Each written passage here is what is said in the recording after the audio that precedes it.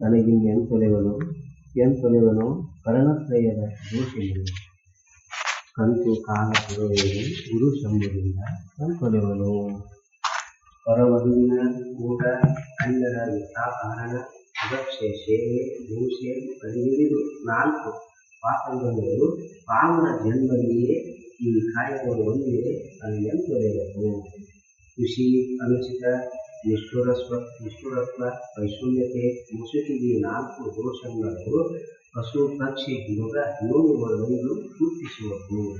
ವಚನಗಳು ಬೆಳೆದಿರದೆ ತನಗೆಂತೊಲೆವನು ಜನರೊಂದಿಗದ ಕಾರ್ಯ ಬೆರಕ ಅನಿಷ್ಟ ಚಿಂತನೆ ಅನ್ಯ ಮನಸ್ಥಿತಿಯ ಆಕಾಂಕ್ಷೆ ಎನಿಸುವ ಈ 4 ದುರಿತ ಜನರ ಬೀಯೆ ಮನದೊಳಗೆ ಶಂಭುವಿನ ತನಗೆಂತೊಲೆವನು.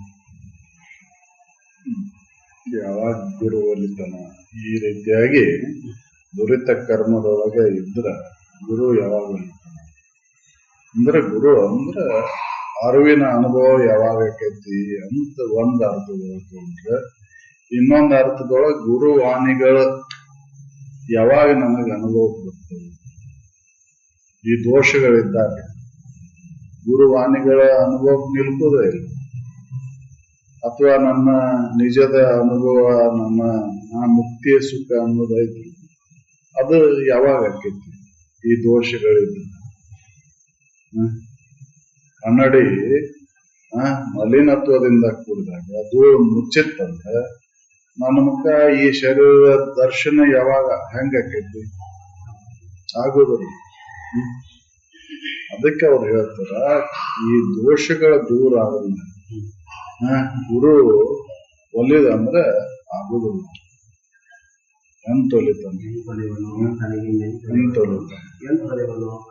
ಕರ್ಣತ್ರಯ ದೋಷವಿದೆ ಕಂತು ಕಾಲ ಪುರವೇರಿ ಗುರು ಶಂಭುಲಿಂಗ ಎಂತೊಲಿಂಗ. ಯಾವಾಗ ಅದ ಗುರುವಿನ ವಾಣಿಗಳು ಅನುಭವಕ್ಕೆ ಯಾವಾಗ ನಿಲ್ಲುತ್ತೆ?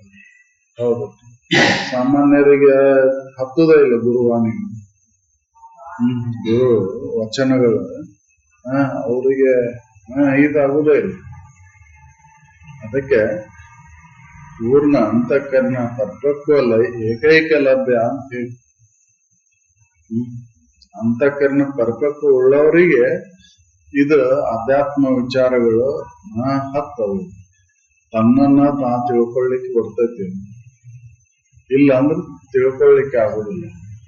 ಯಾಕೆ ವಾಣಿಯು ಸುದ್ದಿಲ್ಲ, ಕೃತಿ ಸುದ್ದಿಲ್ಲ, ಮನುಷ್ಯ ಸುದ್ದಿಲ್ಲ. 3 ತ್ರಿವಿಧ ಕರ್ಣಗಳು ಕೂಡ ಏನಾಗ್ಯಾವು ಅಂದ್ರೆ ಮಲಿನತ್ವದಿಂದ ಕೂಡ ಶರೀರದಿಂದ ಮಾಡಬಾರದನ್ನ ಮಾಡ್ತೇವೆ ನಾವು. ಹೌದಲ್ಲ, ಕೈ ಕೆಲಸ ಏನೈತಿ ಒಳ್ಳೆಯದನ್ನು ಮಾಡ್ಬೇಕಾಗೈತಿ, ಪರರಿಗೆ ಹಿಂಸೆ ಕೊಡೋದು ಬಿಡ್ಬೇಕಾಗೈತಿ. ಹೌದಲ್ಲ, ಇನ್ನೊಬ್ಬರಿಗೆ ಹಿಂಸೆ ಕೊಡುದು, ಇನ್ನೊಬ್ಬರಿಗೆ ಇದನ್ನ ಮಾಡುದು, ಇನ್ನೊಬ್ಬರ ವಸ್ತುಗಳನ್ನ ತುಡು ಮಾಡುದು. ಶರೀರದಿಂದ ಏನೈತಿ ದೋಷಗಳದಾವು. ಶರೀರದಿಂದ ದೋಷಗಳಿಂದ ಇದ್ರ ಏನಾಗಿ ಹುಡ್ತೇವು ಅನ್ನೋದನ್ನ ಹೇಳ್ತಾರ. ಈ 3 ಶರೀರ ವಾಣಿ ಮನಸ್ಸಿನ ದೋಷಗಳಿದ್ರ ಗುರುವಾಣಿಗಳ ನಿಲ್ಕುದಷ್ಟ ಅಲ್ಲ, ಮುಂದಿನ ಜನ್ಮದೊಳಗೆ ಏನೇನಾಗಿ ಹುಡ್ತೇವು ಅನ್ನೋದನ್ನ ಹೇಳ್ತಾರ. ಈ ಮನುಷ್ಯ ಜನ್ಮ ಬಂದತಿ, ಈ ಮನುಷ್ಯ ಜನ್ಮದೊಳಗೆ ಈ ತ್ರಿವಿಧ ಕರ್ಣ ಪೂರ್ವಕವಾಗಿ ಶುದ್ಧ ಇದ್ರೆ ಮಾತ್ರ ಇದರ ಸಫಲತೆಯನ್ನು ಮಾಡ್ಕೊಳ್ಳಿಕ್ಕೆ ಬರ್ತದೆ. ಇಲ್ಲಂದ್ರ ಈ ಶರೀರದಿಂದ ದೋಷ ಇದ್ರ ಮುಂದೆ ಎಂತ ಜನ್ಮ ಬರ್ತತಿ, ವಾಣಿಯಿಂದ ದೋಷ ಇದ್ರೆ ಮುಂದೆ ಯಾವ ಜನ್ಮ ಬರ್ತತಿ, ಇನ್ನು ಮನಸ್ಸಿನೊಳ ದೋಷ ಇದ್ರೆ ಯಾವ ಜನ್ಮ ಬರ್ತತಿ ಅನ್ನೋದನ್ನ ಅವ್ರು ಇಲ್ಲಿ ಹೇಳ್ತಾರೆ. ಯಾಕೆ ಹೇಳ್ತಾರಪ್ಪ ಅಂತಂದ್ರ ಅವರು ಈ ದೋಷಗಳನ್ನ ಇಟ್ಕೊಂಡು ಈ ಮನುಷ್ಯ ಜನ್ಮದೊಳಗ ಕಾಲ ಕಳೆದಿವಂತ ಮುಂದೆ 84 ಲಕ್ಷ ಜೀವರಾಶಿ ಒಳಗೆ ತಿರುಗಬೇಕಾಗಿರುತ್ತೆ. ಅದಕ್ಕೆ ಎಚ್ಚರಿಸ್ತಾರ ಅವ್ರು ನಮ್ಮನ್ನ ನಾವ ಸುಧಾರಿಸ್ಕೋಬೇಕಾಗೈತಿ. ಯಾರಿಗೂ ಯಾರನ್ನು ಸುಧಾರಿಸೋದ್ರಿಂದ ಲಾಭ ಇಲ್ಲ. ಹೌದಲ್ಲ, ಸುಧಾರಿಸೋದಕ್ಕೆ ಯಾರು ಹೋಗುದಿಲ್ಲ. ನಮ್ಮನ್ನ ನಾವ ಸುಧಾರಿಸ್ಕೋಬೇಕಾಗೈತಿ. ಅದಕ್ಕೆ ನಮ್ಮನ್ನ ನಾವು ಸುಧಾರಿಸ್ಕೋಬೇಕಂದ್ರೆ ನಮ್ಮ ದೋಷಗಳನ್ನ ನಮಗ ಅರಿವಿಗೆ ಬರುವಂಗ ತಿಳ್ಕೊಂಡು ನಾವ ತಿದ್ದುಕೋಬೇಕಾಗೈತಿ ಹೊರತಾಗಿ ಇನ್ನೊಬ್ಬರ ಸಲುವಾಗಿ ತಿದ್ದುಕೊಳ್ಳೋದಲ್ಲದು. ಹೌದಲ್ಲ, ಶಿಕ್ಷೆ ಕೊಡ್ತಾರಂತ ಈಗ ತಿದ್ದುಕೊಳ್ಳೋದಲ್ಲದು. ಮುಂದೆ ನಾವು ಜನ್ಮಾಂತರದೊಳಗೂ ಕೂಡ ಇಂಥ ಜನ್ಮದೊಳಗೆ ಬರ್ಬೇಕಾಗತ್ತ ಅಂತ ತಿಳ್ಕೊಂಡು ನಾವೀಗ ಸುಧಾರಣೆ ಆಗ್ಬೇಕಾಯ್ತು. ಕಾನೂನುಗಳನ್ನ ಮಾಡ್ಯಾರ, ಈಗಷ್ಟ ಆ ಕಾನೂನು ಕಟ್ಟಳೆಗೆ ಅಂಜಿ ಸುಧಾರಣೆ ಆಗೋದಲ್ಲ. ಮುಂದಿನ ಜನ್ಮಾಂತರಗಳು ನಮ್ಗೆ ಚೆನ್ನಾಗಿರ್ಬೇಕಂದ್ರ, ಮುಂದಿನ ಜನ್ಮ ನಮ್ದು ಉತ್ತಮವಾಗಿರ್ಬೇಕಂದ್ರೆ ಈಗ ನಾವು ಮಾಡುವಂತ ಕರ್ಮ ಏನಿರ್ಬೇಕು ಅಂದ್ರೆ ಪರಿಶುದ್ಧ ಇರಬೇಕು. ಹೌದು, ಆ ಪರಿಶುದ್ಧ ಇದ್ರೆ ಮಾತ್ರ ಮುಂದಿನ ಜನ್ಮ ಒಳ್ಳೇದಾಗತ್ತ. ಇಲ್ಲ ಅಂದ್ರ ವ್ಯರ್ಥ ಹೋಗ್ಬಿಡ್ತೈತಿ. ಅದಕ್ಕೆ ನಮ್ಮ ನಡೆ ನುಡಿ ನಮ್ಮ ಆಲೋಚನೆಗಳು ಶುದ್ಧ ಇರಬೇಕು.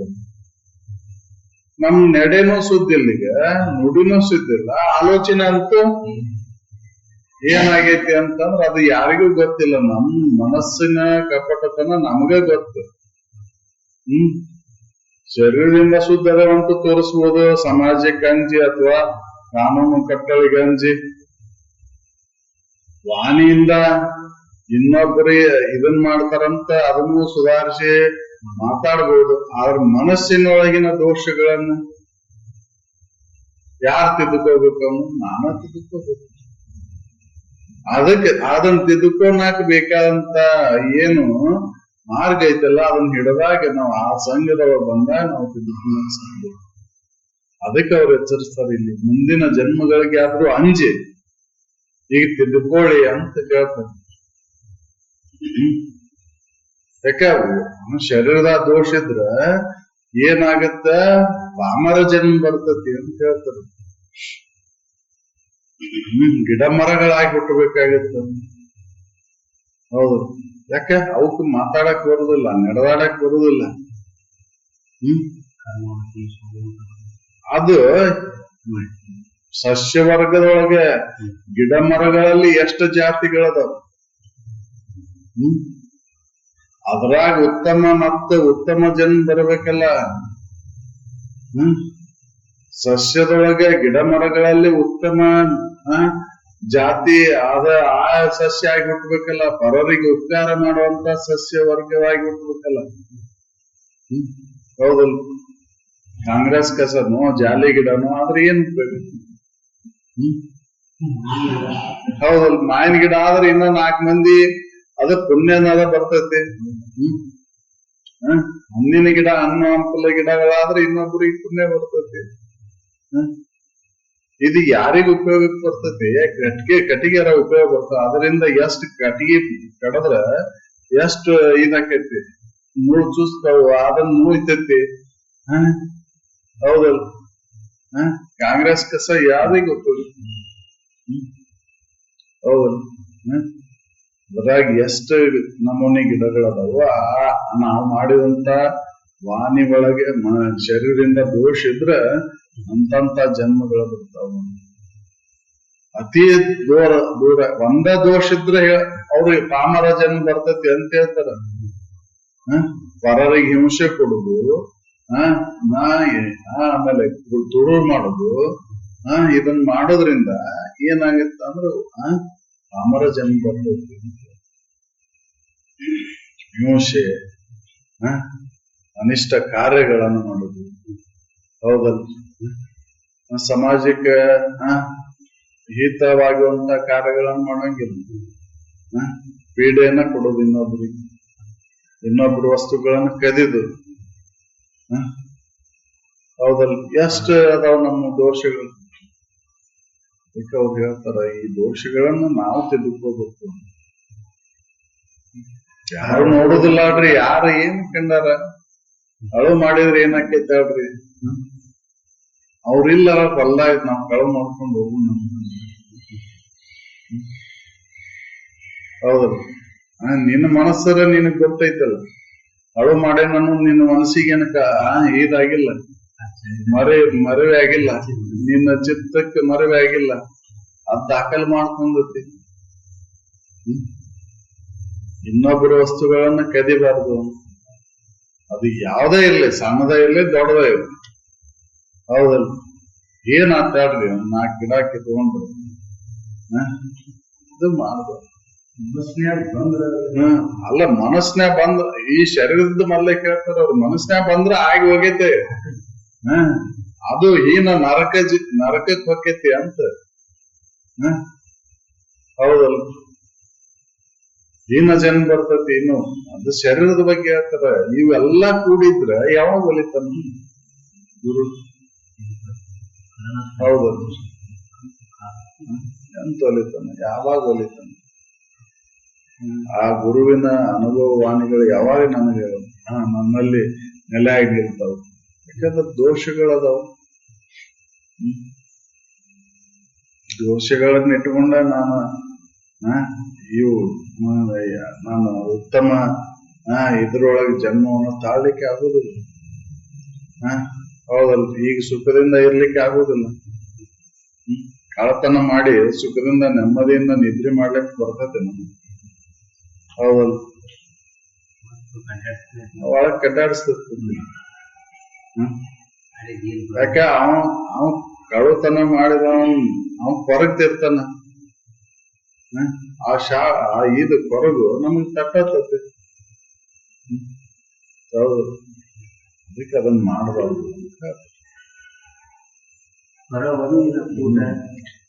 ಇನ್ನೊಬ್ರು ಅಂದ್ರೆ ಪರವಧು ಅಂತಲ್ಲ, ಇಲ್ಲಿ ಪರ ವಿಷಯ ವಸ್ತುಗಳ ಕೂಟ. ಪರ ವಿಷಯ ವಸ್ತುಗಳನ್ನ ಅವ್ರಿಗೆ ಗೊತ್ತಾಗಲಾರ್ದ ನಾವು ಸಂಪರ್ಕ ಮಾಡಿದ್ವಿ ಅಂತ, ಅವನ್ನ ಶರೀರದಿಂದ ಸಂಪರ್ಕ ಮಾಡಿದಾಗ ಅದು ದೋಷ ಅಂತ. ಹೌದು, ಯಾವುದೇ ಇಲ್ಲ ಅದು. ಇನ್ನೊಬ್ರ ದುಡ್ಡನ್ನ ಕದಿದ್ವಿ, ದುಡ್ಡು ಒಂದೇ ಬರಬಲ್ಲ ಇಲ್ಲಿ. ಹೌದು, ಎಲ್ಲ ನಮ್ ಚಪ್ಪಲಿಂದ ಮೊದಲು ಮಾಡ್ಕೊಂಡು ಎಲ್ಲವೂ. ಹೌದು, ದುಡ್ಡು ಒಂದ ಅಲ್ಲ, ಎಲ್ಲವೂ ಬಂತು ಅಂತ.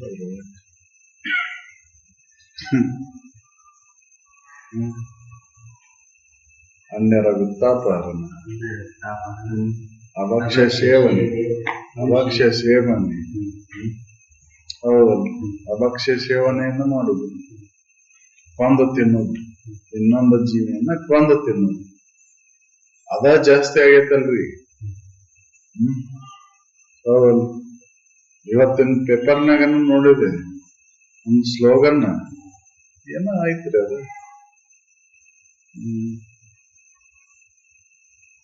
ಅಂತದ್ದು ಈಗ ಮಂಡ್ಯದೊಳಗೆ ಇದನ್ನ ಕನ್ನಡ ಸಾಹಿತ್ಯ ಸಮ್ಮೇಳನ ಮಾಡೋದು, ಅದರೊಳಗೆ ಇದು ಇರ್ಲಿ ಇದನ್ನು ಇರ್ಲಿ, ಅಲ್ಲೇ ಅವ್ರು ಇದನ್ನ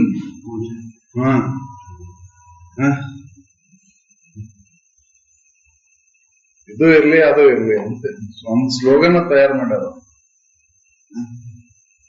ಯಾಕಂದ್ರೆ ನಾವು ಅಷ್ಟೊಂದು ಹೀನ ಕೃತಿ ಒಳಗೆ ತೊಡಗಿವಿ. ಮನುಷ್ಯ ಜನ್ಮವನ್ನ ಹೆಂಗ ಸಾಗಿಸಾಕತ್ತೇವಂತ, ಇನ್ನೊಂದು ಪ್ರಾಣಿಯನ್ನ ಕೊಂದು ತಿನ್ನುವಂತ ಕೀಳ ಮಟ್ಟಕ್ಕೆ ಕೀಳದೆವು. ಹಿಂದೆಲ್ಲೋ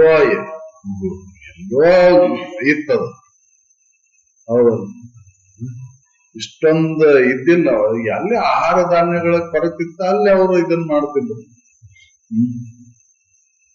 ಈಗ ಎಂತ ಇದು ದುರ್ಗಮ ಮಾರ್ಗ ಐತಂದ್ರು ಅಂತಲ್ಲಿ ಆಹಾರ ಧಾನ್ಯಗಳು ಸಿಗ್ತಾವ.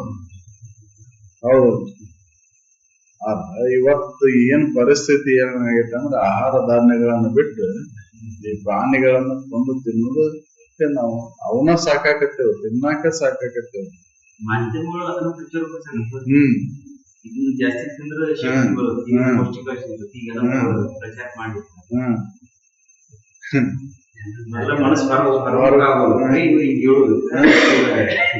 ಅಲ್ಲ, ಸಾತ್ವಿಕ ಮನಸ್ಥಿತಿನ ಇಲ್ಲಲ್ರಿ.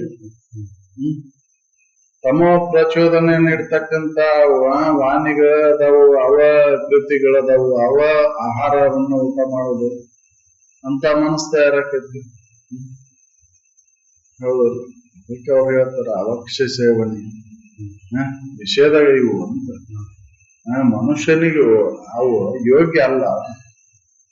ಯಾಕಂದ್ರೆ ಮನುಷ್ಯ ಆ ಸಸ್ಯ ಆಹಾರಿ, ಇವನ ಜೀರ್ಣಾಂಗ ವ್ಯವಸ್ಥೆ ಹೆಂಗೈತಿ ಅಂದ್ರೆ ಸಸ್ಯವನ್ನ ಆಹಾರವಾಗಿ ಸ್ವೀಕಾರ ಮಾಡಿದ್ರೆ ಅದನ್ನ ಪಚನ ಮಾಡುವಂತ ಪಚನ ಶಕ್ತಿ ಇವಂಗೈತಿ. ಮಾಂಸಾಹಾರವನ್ನ ಪಚನ ಮಾಡುವಂತ ಶಕ್ತಿ ಇವನ್ ದೊಡ್ಡ ಕರಡಿನಾಗೂ ಇಲ್ಲ, ಸಣ್ಣ ಕರಡಿನಾಗೂ ಇಲ್ಲ. ಪಚನ ಮಾಡಾಕ ಸಣ್ಣ ಕರಳ ಅತಿ ಮುಖ್ಯ. ದೊಡ್ಡ ಕರಳು ಸಣ್ಣ ಕರಳು ಪಚನ ಕ್ರಿಯೆ ಅಲ್ಲಿ ನಡೀತೈತಿ. ಅಲ್ಲಿ ಅದು ಪಚನ ಆಗ್ಬೇಕಂದ್ರ ಸಸ್ಯಾಹಾರ ಇದ್ರೆ ಮಾತ್ರ ಪಚನ ಆಗತ್ತೆ. ಇಲ್ಲ ಅಂದ್ರ ಮಾಂಸಾಹಾರ ಇತ್ತಂದ್ರ ಅದು ಹಂಗ ತಿಂದದ್ ಹಂಗ ಹೋಗ್ಬಿಡ್ತೈತಿ. ಹೌದು, ಅಂತದನ್ನ ನಾವು ಸೇವನೆ ಮಾಡಾಕತ್ತೀವಿ. ಎಲ್ಲೋ ಹಿಂದಿತ್ತದ ಮರುಭೂಮಿಯಾಗೋ ಹಿಮಾಲಯ ಪರ್ವತದೊಳಗ ಅಲ್ಲೆಲ್ಲ ಇತ್ತು. ಯಾಕಂದ್ರ ಅಲ್ಲಿ ಆಹಾರ ಧಾನ್ಯಗಳ ಕೊರತೆ ಇತ್ತು. ಅವ್ರು ಅದನ್ನ ಮಾಡ್ತಿದ್ರು. ವಿಕಾಸದ ಹಂತದೊಳಗೆ ಅವಾಗಿತ್ತದ. ತಿಳುವಳಿಕೆ ಬರೋಕಿನ ಪೂರ್ವದಲ್ಲಿ, ತಿಳುವಳಿಕೆ ಬಂದ ಮೇಲೆ ಮಾನವನ ಇದು ಅದಕ್ಕೆ ಒಗ್ಗಿಲ್ಲಿದೆ. ಹೌದು, ಅದಕ್ಕೆ ಅವರ ಅಭಕ್ಷ್ಯ ಸೇವನೆ ಮಾಡಬಾರ್ದು. ಮಾಡಿದ್ರು ಅದ ಪಾಪ. ಅದಕ್ಕಾಗಿ ಸಾಕಾಕತ್ತೇವಲ್ಲ. ಹೌದಲ್ಲ, ಅದಕ್ಕಾಗಿ ಸಾಕುದು. ಅಭಕ್ಷ್ಯ ಸೇವನೆ, ಹಿಂಸೆ ಕೊಡುದು, ಶರೀರ ಹಿಂಸೆ ಕೊಡುದು. ಹೌದು, ಈ ಪರಿವಿಡುದು ನಾಲ್ಕರಲ್ಲಿ ಒಂದೇ ಇದ್ರ ಅನ್ಯರ ದನ ವಿತ್ತಾಪಹರಣ, ಅನ್ಯರ ವಿಷಯದ ಕೂಟ, ಅಭಕ್ಷ್ಯ ಸೇವನೆ, ಹಿಂಸೆ, ಇವು ನಾಲ್ಕರೊಳಗೆ ಒಂದ ಇದ್ರ ಪಾಮರ ಜನ್ಮ ಬರ್ತೈತಿ. ಒಂದ ಇದ್ರ ಏನ ಸಸ್ಯ ಆಗಿ ಹುಟ್ಟಬೇಕಾಗತ್ತ, ಗಿಡ ಮರಗಳಾಗಿ ಹುಟ್ಟಬೇಕಾಗತ್ತ ಅಂತ ಹೇಳ್ತಾರೆ. ಇನ್ನು ನಾಲ್ಕು ಇದ್ರ ಎಂತ ಹೀನ ಇದಾಗಿ ಹುಟ್ಟಬೇಕಾಗತ್ತ. ಅದಕ್ಕೆ ಇವನ್ ಮಾಡಬಾರ್ದು ಅಂತ ಇದ್ದು ಅಂದ್ರ ಅವನ್ ಬಿಡಬೇಕು ಅಂತ. ಯಾಕೆ ತಿಳಿದ ಮೇಲೆ ಮಾಡಿದ್ರೆ ಡಬಲ್ ಶಾಸನ ಆಗುತ್ತೆ. ತಿಳಿದಕ್ಕಿನ ಪೂರ್ವದಲ್ಲಿ ಮಾಡಿದ್ದೇನೋ ಕ್ಷಮಾಪಣೆ ಐತಿ. ತಿಳಿದು ಮಾಡಿದ್ರ ಡಬಲ್ ಶಾಸನ. ಅದಕ್ಕೆ ಅವ್ರು ಹೇಳಿದ್ದು ಈ ಮನುಷ್ಯ ಜನ್ಮ ಅಂದ್ರೆ ತಿಳುವಳಿಕೆ ಜನ್ಮ. ನಮಗ್ ಇನ್ನೊಬ್ರು ಯಾರು ಚುಚ್ಚಿದ್ರೆ, ಇನ್ನೊಬ್ರು ಏನಾರ ಮಾಡಿದ್ರೆ ನನಗ್ ಹೆಂಗ ನೋವಾಕೈತಿ, ಹಂಗ ಇನ್ನೊಂದು ಪ್ರಾಣಿಗೂ ನೋವಾಗತ್ತಲ್ಲ, ಇನ್ನೊಂದು ಜೀವಿಗೂ ನೋವಾಗುತ್ತಲ್ಲ. ಇನ್ನೊಬ್ರು ವಸ್ತುಗಳನ್ನ ಕದ್ದಾಗ ಅವ್ರಿಗೆ ನೋವಾಗುತ್ತಲ್ಲ. ಇನ್ನೊಬ್ಬರ ವಿಷಯ ವಸ್ತುಗಳ ಕೂಟದೊಳಗಿದ್ರೆ ಅವ್ರಿಗೆ ನೋವಾಗುತ್ತಲ್ಲ. ಹೌದಲ್ಲ, ಇವನ್ ಮಾಡೋದ್ರಿಂದ ಅವ್ರಿಗೆ ನೋವು ಆತಂದ್ರ ಅದ ಇದು ನನಗ್ ಬರೋದು, ಪಾಪ ನನಗ್ ಬರೋದು. ಯಾರಿಗೆ ಕಣ್ಣಾರ್ ಬಿಟ್ರೆ ಮುಂದಿನ ಅಂದ್ರೆ ಬಿಡುದಿಲ್ಲ ಅದು. ನೀ ಮಾಡಿದಂತ ಪಾಪ ಪುಣ್ಯಕ್ಕನುಸಾರವಾಗಿ ಜನ್ಮಗಳು ನಿರ್ಧಾರಕ್ಕವು. ಪಾಪಾನುಗುಣದಿಂದ ಅಂತ ಹೇಳ್ಯಾರಲ್ಲ. ಹೌದಲ್ಲ, ಯಾಕ ಇವು ಜನ್ಮಾಂತರಗಳದಾವಂದ್ರ ನಾವು ಮಾಡಿದಂತ ಪುಣ್ಯ ಪಾಪಗಳಿಗೆ ಅನುಸಾರವಾಗಿ ಜನ್ಮಾಂತರಗಳದಾವು. ಇವೆಲ್ಲ ಪಾಪ ಪುಣ್ಯಗಳ ಬಿಂಗಿದಾಗ ನನ್ನ ನಿಜ ಸ್ಥಿತಿ ಅನುಭವವನ್ನು ಮಾಡಿಕೊಂಡಾಗ ಅವಾಗ ಜನ್ಮಾಂತರಗಳಿಲ್ಲ. ಅಲ್ಲಿ ತನ ಜನ್ಮಾಂತರಗಳನ್ನು ತಿರುಗಬೇಕಾಗತ್ತೆ. ಹೌದಲ್ಲ, ಅದಕ್ಕೆ ಈ ಮುಕ್ತರಾಗುದು ಮುಂದೆ ಮನುಷ್ಯ ಜನ್ಮ ಆದ್ರೂ ಬರುವಂಗ ಮಾಡ್ಕೊಡ್ರಿ ಅಂತ. ಯಾಕಂದ್ರೆ ಗಿಡ ಮರಗಳಾಗಿ ಹುಟ್ಟಿದ್ರೆ ಪಶು ಪಕ್ಷಿಗಳಾಗಿ ಹುಟ್ಟಿದ್ರೆ ಇದನ್ನ ಮತ್ತ ಸಾಧನೆ ಮಾಡಕ್ ಆಗುದಿಲ್ಲ. ಹೌದಲ್ಲ, ಅದಕ್ಕೆ ಮುಂದೆ ಮನುಷ್ಯ ಜನ್ಮ ಆದ್ರೂ ಬರೋಂಗ್ ಮಾಡ್ಕೋರಿ. ಮುಂದೆ ಈ ಜನ್ಮ ಇಲ್ಲ, ಮುಂದಿನ ಜನ್ಮ ಇಲ್ಲ, ಮುಂದಿನ ಜನ್ಮಕ್ಕಾದ್ರೂ ಮುಕ್ತರಾಗಕ್ ಬರ್ತೈತಿ. ಅದಕ್ಕೆ ನಮ್ಮ ಆಚರಣೆಗಳು ಉತ್ತಮವಾಗಿರ್ಲಿ ಅಂತ ತಿಳ್ಕೊಂಡು ಅವರು ನಮ್ಮ ದೋಷಗಳು ನಾವ ತಿದ್ಕೊಳ್ಳಿ ಅಂತ ತಿಳ್ಕೊಂಡು ಅವ್ರು ಹೇಳ್ತಾರೆ.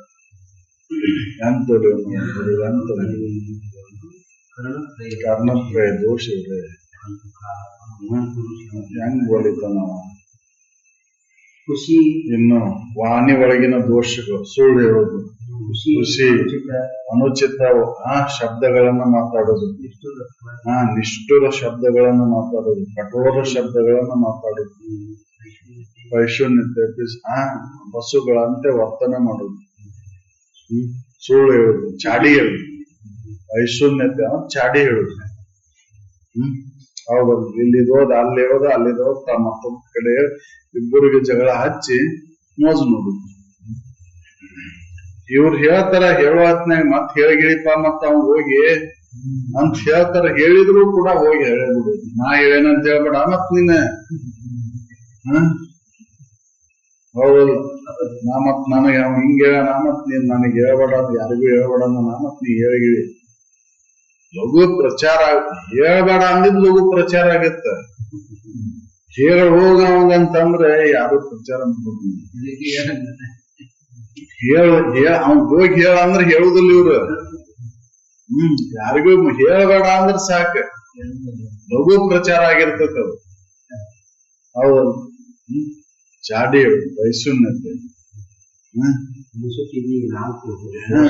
ನಾಲ್ಕು ದೋಷಗಳ ಒಂದ್ರೊಳಗ ಒಂದ ದೋಷ ಇದ್ರೆ ಪಶು ಪಕ್ಷಾದಿಗಳ ಜನ್ಮವನ್ನ ಒತ್ತಿ ಬರ್ಬೇಕಾಗಿ ಅಲ್ಲಿ ಹೋಗಿ ಹುಟ್ಟಿಸ್ತತಿ.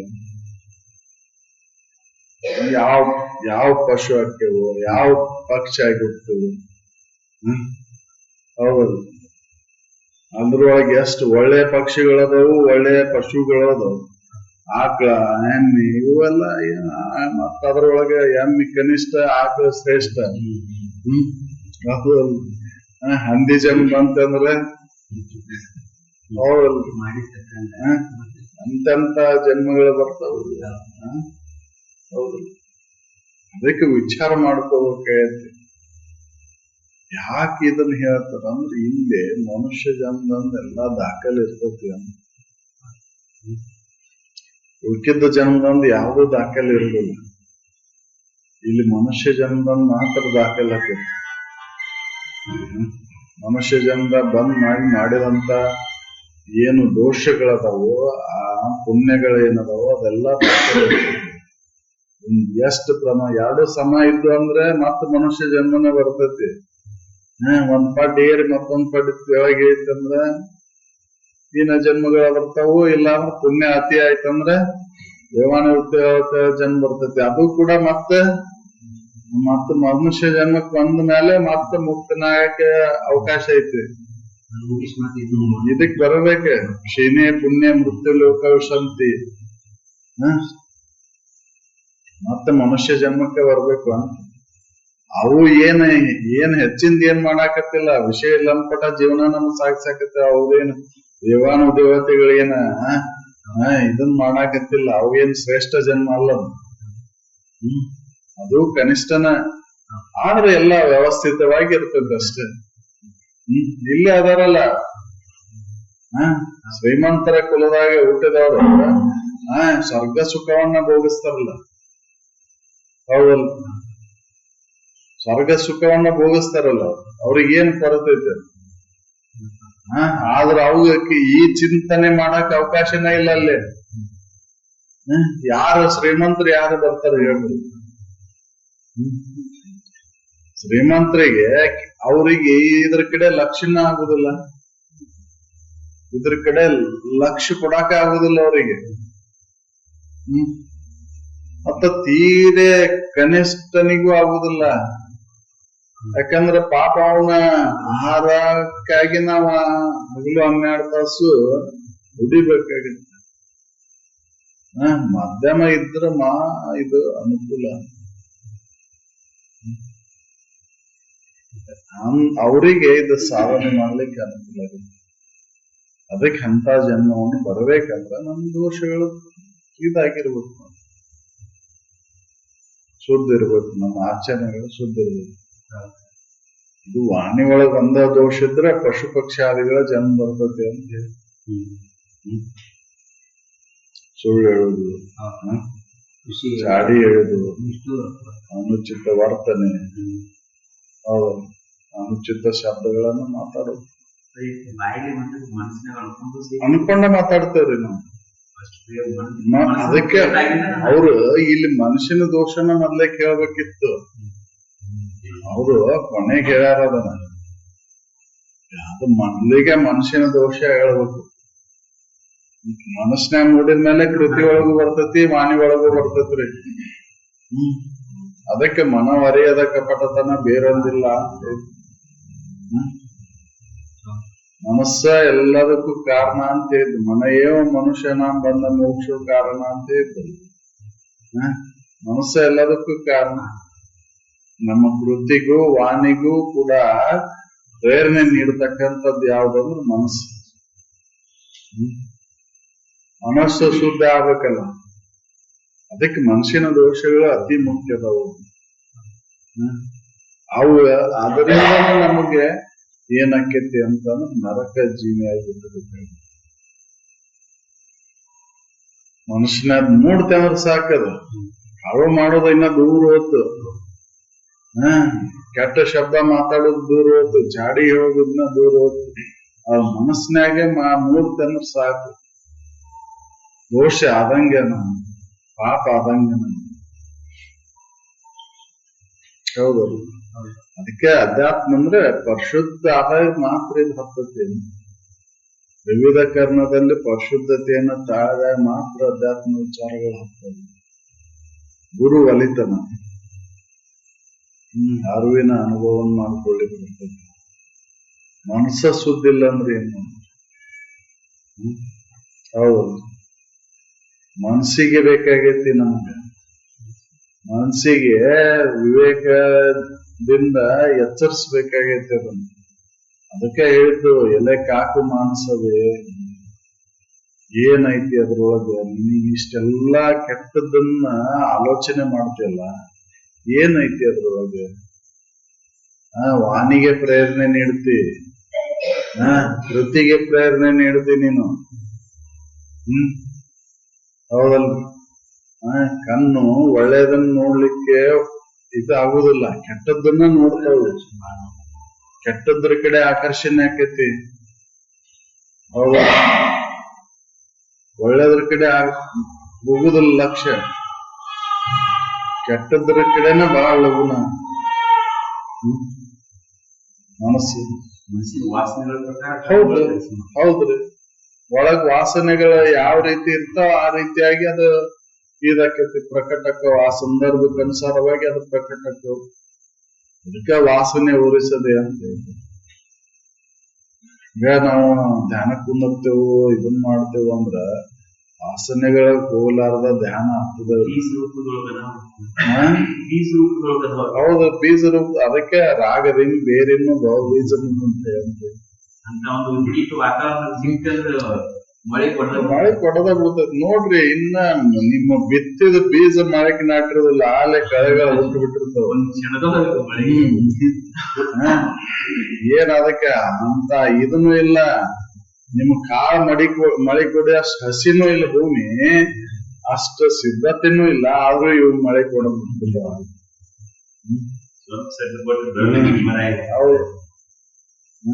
ಅದಕ್ಕೆ ಆ ಕಳೆ ನಿಯಂತ್ರಣ ಮಾಡೋದು ಬಹಳ ಮುಖ್ಯ ಐತಿ ಅಂತ. ಮನುಷ್ಯನ ಕಳೆಗಳನ್ನ, ಮನುಷ್ಯನ ದೋಷಗಳನ್ನ ಕಳ್ಕೊಳೋದು ಬಹಳ ಮುಖ್ಯ ಐತಿ.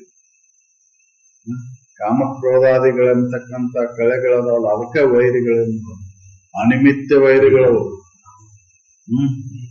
ಹೌದು, ಅನಿಮಿತ್ಯ ವೈರಿಗಳಿಂದ ಕಾಮಾದಿಗಳಿಗೆ ತಮ್ಮ ಅನೇಕ ನಿತ್ಯ ರೋಗ. ಹೌದು, ಎಷ್ಟು ಅವು ಯಾವ ಇದಿಲ್ಲನ ಬರ್ತಾವು ಆಶೆ.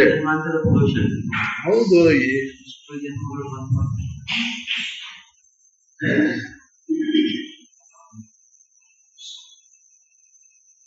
ಹಿಂದಿನ ಜನ್ಮದ ವಾಸನೆಗಳ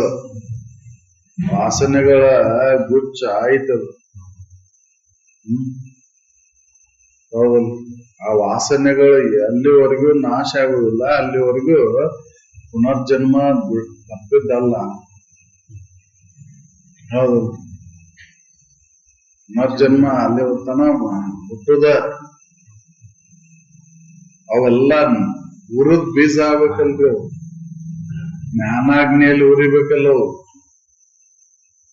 ಜ್ಞಾನಾಗ್ನಿಯಲ್ಲಿ ಉರಿದಾಗ ಅವಕ್ಕೆ ಬರೇ ಭೋಗಕ್ಕಷ್ಟ ಅವು. ಜ್ಞಾನಿಗಳಲ್ಲಿ ಅವು ಬೀಜ ರೂಪದಿಂದ ಅದಾವಂದ್ರು ಅಲ್ಲಿ ಉರಿದಾವು. ಬರೇ ಕರ್ತೃತ್ವ ಅಷ್ಟ, ಭೋಕ್ತೃತ್ವ ಅಷ್ಟ ಐತಿ, ಕರ್ತೃತ್ವ ಇಲ್ಲ ಅಲ್ಲಿ. ಹುಟ್ಟುದಿಲ್ಲ ಅವು, ಉಣ್ಣಾಕಷ್ಟ ಅವು. ಹುರುಗಾಡ್ಲಿ ಅದಕ್ಕಪ್ಪ ಅಂತಂದ್ರ ತಿನ್ನಾಕಷ್ಟ ಅವು, ಬಿತ್ತಾಕ್ ಬರುದಿಲ್ಲ ಅಂದು.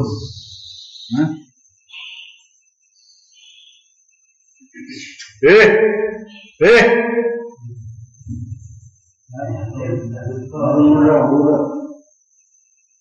ಬಡದರ ಕುಂದರ್ಸೋಡ್ನ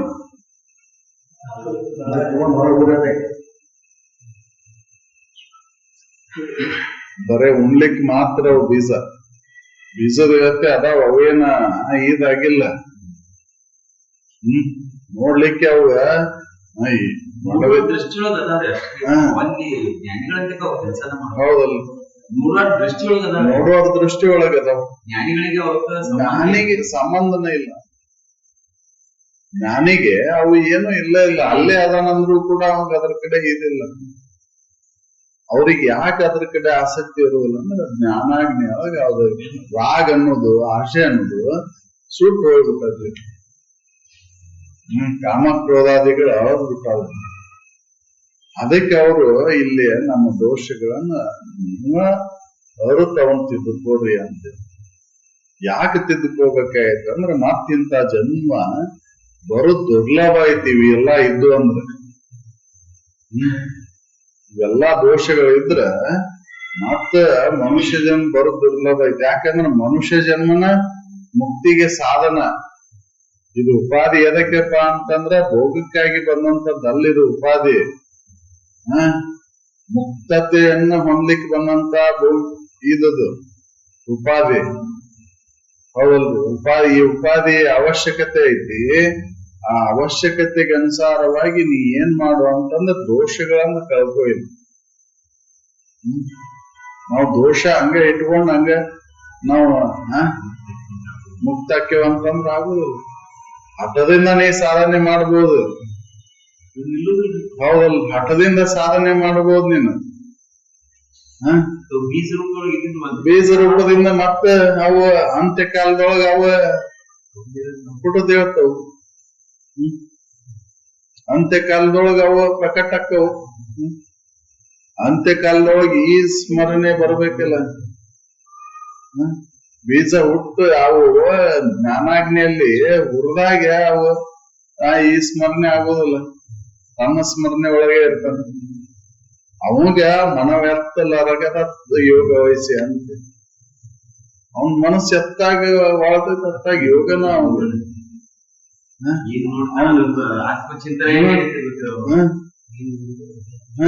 ಅದ ತನ್ನ ಸ್ವರೂಪನ ನೋಡ್ತಿರ್ತಾನವ. ಅದಕ್ಕೆ ಅವಂಗ ಎಲ್ಲಿ ನೋಡಿದ್ರು ಬ್ರಹ್ಮನ ಅಂತ. ಭ್ರಮೆ ಅಳದೈತಿ ಅವಂಗ. ಬ್ರಹ್ಮನ ಕಾಣ್ತಾನ, ತನ್ನನ್ನ ತಾ ಕಾಣ್ತಾನ ಅಂತ ಎಲ್ಲಿ ನೋಡಿದ್ರು. ಸರ್ವಂ ಕಲ್ವಿದಂ ಬ್ರಹ್ಮ. ಎಲ್ಲಾ ಕಡೆ ಬ್ರಹ್ಮ ವಸ್ತು. ಅದು ಬ್ರಹ್ಮ, ಇದು ಬ್ರಹ್ಮ. ಅದನ್ನ ಮೊದ್ಲೇಕ್ ನಾವು ಲಾಭ ಮಾಡ್ಕೊಳಕ್ ಹೋಗ್ತೇವ್. ಸರ್ವಂ ಕಲ್ವಿದಂ ಬ್ರಹ್ಮ ಅಂತ ಹೇಳತ್ತಲ್ರಿ, ಮತ್ತ ಅದು ಬ್ರಹ್ಮನ ಇದು ಬ್ರಹ್ಮನ ಅಂತಂದ್ರೆ ಹೌದಲ್ಲ. ಭ್ರಮೆ ಒಳಗದೇವು ನಾವು. ಬ್ರಹ್ಮನ ಭ್ರಮೆ ಒಳಗದೇವು. ಅದಕ್ಕೆ ಬ್ರಹ್ಮ ಅಲ್ಲಿ ಇಲ್ಲ. ಭ್ರಮೆ ಎಲ್ಲೈತೆ ಅಲ್ಲಿ ಬ್ರಹ್ಮ ಇಲ್ಲ. ಭ್ರಮೆ ನಾಶ ಆದಾಗ ಬ್ರಹ್ಮದ ಅನುಭವ. ಆನಂದದ ಅನುಭವ ಯಾವಾಗೈತಿ ಅಂದ್ರೆ ಭ್ರಮೆ ನಾಶ ಆದಾಗಿ. ಹೌದು, ನಾವು ಈ ದೋಷಗಳನ್ನ ಇಟ್ಕೊಂಡು ಹಂಗ ಬ್ರಹ್ಮ ಜ್ಞಾನವನ್ನು ಮಾಡಕೊಂತೇನಂದ್ರೆ ಆಗುವುದಿಲ್ಲ. ಆನಂದದ ಅನುಭವವನ್ನು ಮಾಡಕೊಂತೇನೆ ಅಂತ ಆಗುದಿಲ್ಲ.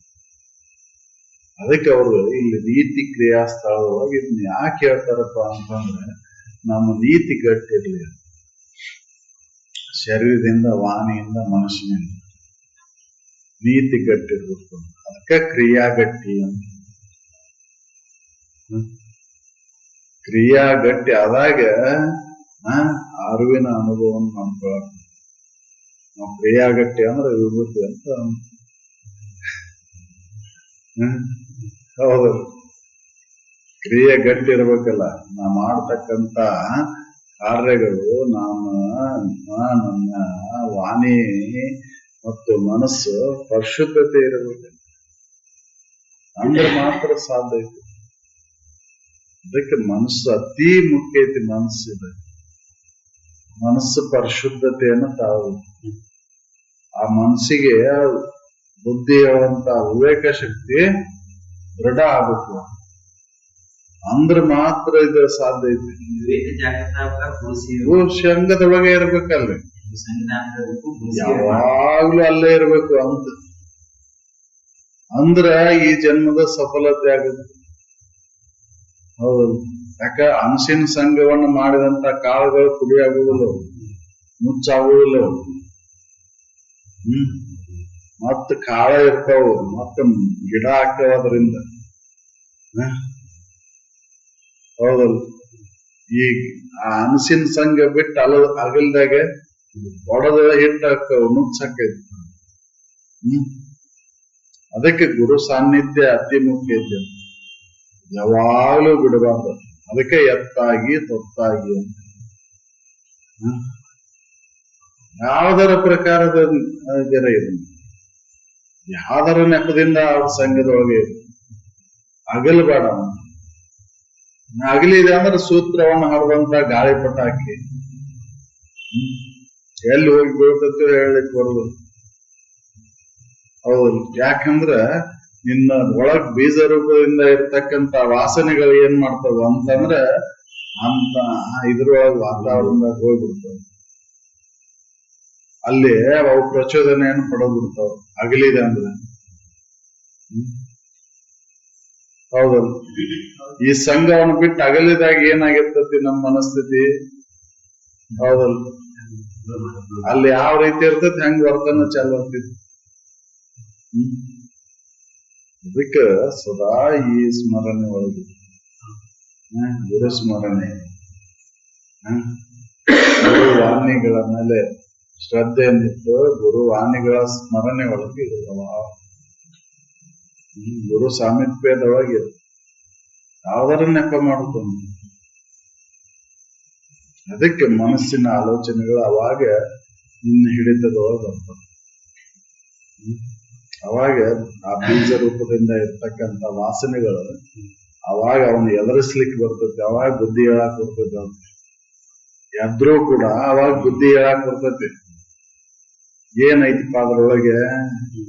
ಎಲೆ ಮನಸ್ಸೇ ಕಾಗಿ ಅಂತ ಮನಸ್ಸ, ನೀನು ಇನ್ನೊಂದೊಂದು ವಿಷಯ ವಸ್ತುಗಳನ್ನ ಕದಿಯಂತ ಮನಸ್ಸು ಮಾಡಿದಲ್ಲ, ಏನೈತಿ ಅದ್ರೊಳಗೆ? ಇಲ್ಲೈತಲ್ಲ ನನ್ನ ಕಡೆ, ಅದರಾಗಿದ್ದುದ್ದ ಅದರೊಳಗೂ ಐತಿ. ಏನೈತಿ ಅದ್ರೊಳಗೆ ಅಂತ ಬುದ್ಧಿ ಹೇಳಾಕ್ ಬರ್ತೈತಿ. ಹೆಚ್ಚಿಂದ ಏನೈತಿ ಅದ್ರೊಳಗೆ? ಇದ್ರಾಗಿದ್ದುದ್ದ ಅದ್ರಾಗ ಐತಿ. ಅದ್ರಾಗ ಏನ್ ಹೆಚ್ಚಿಂದ ಏನಿಲ್ಲ. ಹೌದು ಅಂತ ಬುದ್ಧಿ ಹೇಳಾಕ್ ಬರ್ತೈತ್ರಿ. ಅವಾಗ ಸುಮ್ಮನೆ ಯಾಕೆ ಹೀನ ವಿಷಯದ ಸುಳ್ತಿ ಏನದವ ಅದರೊಳಗೆ ನೋಡು ಅಂತ ಹೇಳಲಿಕ್ಕೆ ಬರ್ತೈತಿ ವಿವೇಕದಿಂದ. ವಿವೇಕ ಅವಾಗ ಜಾಗೃತ ಆಗಿರ್ತೈತೆ ಗುರುವಿನ ಸಂಘದವಾಗಿದ್ದ. ಹೌದು, ಇಲ್ಲ ಅಂದ್ರೆ ಅದು ಏನಾಗುತ್ತ ಅಂದ್ರೆ ವಾಸನೆಗಳ ಪ್ರಬಲ ಆಗಿ ಬಿಡ್ತಾವು. ಆ ವಾಸನೆ ಹೊಡೆತಕ್ಕೆ ಸಿಕ್ಕ ಅದ್ರ ಆಕಾರ ಆಗಿಬಿಡ್ತದೆ.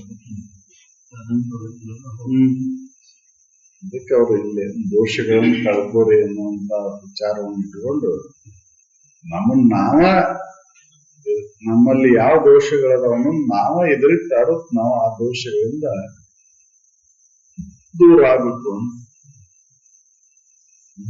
ವಚನದೊಳಗಡೆ ಬೇರೆ ನನಗೆಂತೂ ಏನ್ ತೊಲಿತಂತ ವಚನಗಳು ಬಂದಿದೆ. ಮನುಷ್ಯನಾಗ ಅನಿಷ್ಟ ಚಿಂತನೆ ಮಾಡಬಾರ್ದು, ಚಿಂತನೆ ಮಾಡುದು. ಚಿಂತನೆ ಯಾವ್ದನ್ ಮಾಡು, ಗುರು ಸ್ಮರಣೆಯನ್ನು ಮಾಡು, ಗುರು ವಿಚಾರಗಳನ್ನ ನೆನೆ, ಗುರು ವಾಣಿಗಳನ್ನ ನೆನಪು ಮಾಡುದು. ಅದು ಬಿಟ್ಟು ಇನ್ನೊಬ್ಬರಿಗೆ ಕೇಳಾಗಲಿ ಇನ್ನೊಬ್ಬರಿಗೆ ಇದಾಗಲಿ ಅಂತ ಬಯಸ್ತಿಲ್ಲ ನೀವು. ಸರ್ವೇ ಜನ ಸುಖಿನೋಗೋ ಅಂತ ಅನ್ನುವಂತ ವಿಚಾರವನ್ನು ಬಿಟ್ಟಿ ಇನ್ನೊಬ್ಬರಿಗೆ ಕೇಡಾಗ್ಲಿ ಅಂತ ಬಯಸಾಕತ್ತಿಯಲ್ಲ. ಮನಸ್ಸ ಎಲ್ಲೇ ಮನಸ್ಸೇ, ನಿನ್ನ ಮನಸ್ಸು ಅದನ್ನ ಇನ್ನೊಬ್ಬರಿಗೆ ಕೇಡಾಗ್ಲಿ ಅನ್ನುವಂತ ಭಾವನೆ ಮೂಡಿದ್ರೆ ಸಾಕು, ನಮ್ಮ ಮನಸ್ಸು ಅಲ್ಲೋಲ ಕಲ್ಲೋಲ ಆಗಿರ್ತದೆ. ಹೌದಲ್ಲ? ನಮ್ಮ ಕಾರ್ಯಗಳು ಯಥಾರ್ಥದ್ದು ಆಗ್ತವು. ಇನ್ನೊಬ್ಬರಿಗೆ ಕೇಡಾಗ್ಲಿ ಅನ್ನುವಂತ ಭಾವನೆ ಮೂಡಿದ್ರೆ ಸಾಕು. ಹೌದಲ್ಲ? ನಮ್ಮ ವಾಣಿಯನ್ನು ಹಿಡಿದು ತರ್ತತಿ, ಶರೀರದಿಂದನೂ ಹಿಡಿದು ತರ್ತತಿ.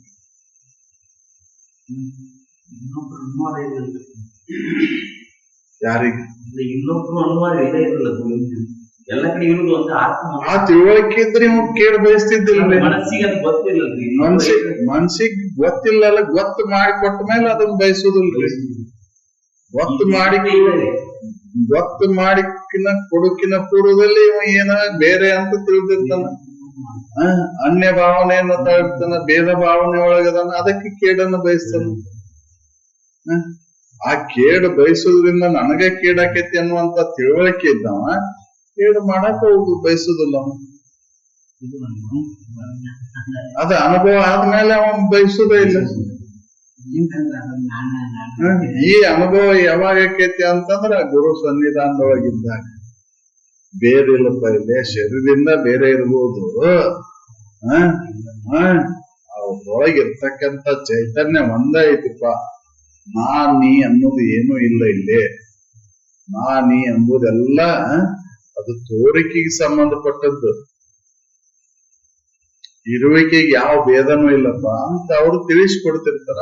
ಆ ಸ್ಮರಣೆಯಿಂದ ನೀವು ಎಲ್ಲರಿಗೂ ಒಳ್ಳೇದಾಗಲಿ ಅಂತ ಬಯಸ್ತಿರ್ತಾರ. ಆ ಸಂಘ ಇಲ್ಲ ಅಂತಂದ್ರೆ ಇವ್ ಏನ್ ಮಾಡ್ತಾನ, ಭೇದ ಭಾವವನ್ನು ತಾಳ್ತಾನ. ನಾನು ಬೇರೆ, ನೀನ್ ಬೇರೆ. ಹೌದು, ಎಲ್ಲವೂ ನನಗಾಗಿ ಸ್ವಾರ್ಥ, ಅಹಂಕಾರ. ಹೌದು, ಇದು ಭೇದ ಯಾವಾಗ ಐತಿ ಅಂತಂದ್ರ ತೋರಿಕೆಯನ್ನು ಅವಲಂಬನ ಆದಾಗ. ತೋರಿಕೆಯನ್ನು ಅವಲಂಬನ ಆದಾಗ ಭೇದಗಳದವು. ಆ ಭೇದ ಬುದ್ಧಿಯಿಂದ ಏನಾಗತ್ತ ಅಂತಂದ್ರ ದೋಷಗಳು ಬರ್ತಾವ, ರಾಗದ್ವೇಷಗಳು ಉತ್ಪನ್ನ ಆಗ್ತಾವ. ಹೌದಲ್ಲ? ರಾಗದ್ವೇಷಗಳು ಎದಕ್ಕದಾವು ಅಂತಂದ್ರ ಭೇದ ಬುದ್ಧಿ. ಈ ಭೇದ ಬುದ್ಧಿ ಯಾವಾಗ ಅಳಿತೈತಿ ಅಂದ್ರ ಶ್ರವಣಾದಿಗಳನ್ನು ಜ್ಞಾನದಿಂದ ಭೇದ ಬುದ್ಧಿ ಹೊಕ್ಕೈತ್ರಿ. ಜ್ಞಾನ ಸಿಗಬೇಕಂದ್ರೆ ಸಂಘ ಬೇಕ.